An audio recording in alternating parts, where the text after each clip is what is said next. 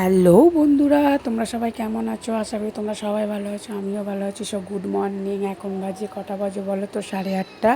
একেবারে ঘুম থেকে উঠে ছেলেকে পড়তে টড়তে দিয়ে এসে একেবারে ঘর মুছের ব্লগটা তোমাদের সাথে শেয়ার করছি। এই দেখো মেয়ে ঘুমাচ্ছে, আমি তাড়াতাড়ি করছি। ও তোমাদের তো বলতে ভুলেই গেছি, আজকে হলো কী বার? আমি ভুলে যাচ্ছি, আজকে হলো সোমবার। তো ছেলের কালকে পর্যন্তই পড়া হবে। এই যে একেবারে স্নান টান করে চলে এসেছি, দেখতেই পাচ্ছ, মনে হচ্ছে না যে আমি স্নান করেছি, পাগলি পাগলি লাগছে। এই যে মানে এখন মাথায় শ্যাম্পু করিনি, আজকে মাথায় তেল দেবো, কালকে শ্যাম্পু করব। তো একটা একটা করে কাপড় টাপড় শুকুর দিয়ে দিচ্ছি, দিয়ে তাড়াতাড়ি রান্নাবান্না করবো। আজকে একটু বাইরে বেরোনোর আছে। তো তোমরা এইটাই ভাবো যে আমি শুধু ঘরের ব্লগটা শেয়ার করি, বাইরে বেরোলে সেটাই করি না। কারণ দেখো, সত্যি কথা বলতে মানে আমি একটা কলসি আর বালতি সবসময় আমি মানে ক্যারি করি। সেইটা হলো, কলসিটা হলো আমার মেয়ে আর বালতিটা হলো আমার ছেলে। ওই জন্য এক হাতে ছেলে থাকে, এক হাতে মেয়ে থাকে, ওই জন্য ব্লগটা করতে পারি না। যখন তোমার দাদাভাইয়ের সঙ্গে যাই তখনই করতে পারি। এই যে একেবারে দেখতে পাচ্ছ আমি সেজে গুজে তোমাদের সাথে একটুখানি নাটক করে দেখিয়ে দিলাম। দেখিয়ে যে একেবারে ভাত বসিয়ে দিয়েছি, ভাতটা করে দিয়েই যাব।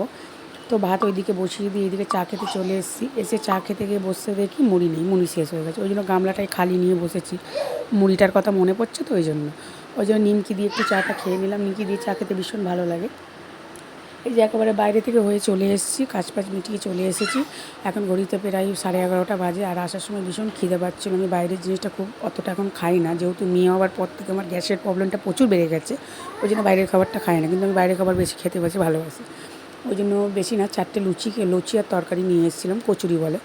আর এই যে আজকে করবো বাঁধাকপি আর ডাল, আর কিছু করবো না সেরকম রান্নাবান্না।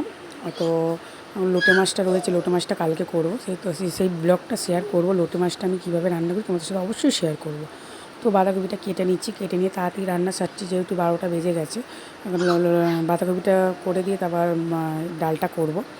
এই যে ডাল করবো বলে চলে এসেছি। ডালের মধ্যে বেশি না, সামান্য একটু জিরে আর একটু শুকনো লঙ্কা, একটু পেঁয়াজ রসুন দিয়ে আমি ডালটা করি। মানে তোমার দাদাভাই বলো, আমরা বলো, আমার ছেলে বেলে সবাই বলো যে আমরা ডাল একটু পেঁয়াজ দিয়ে খেতে ভালোবাসি।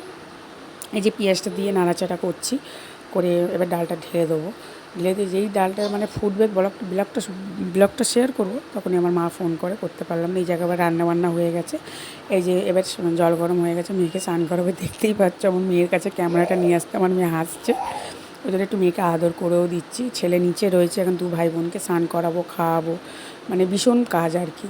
তোমরা সবাই জানো, সবারই বাচ্চা কাচ্চা রয়েছে। এই যে একেবারে খাওয়া দাওয়া হয়ে গেছে, বা মানে ছাদে গেছি। ছাদে গিয়ে দেখছি কাপড় টাপড়, এই যে আমার মেয়ে বসে রয়েছে।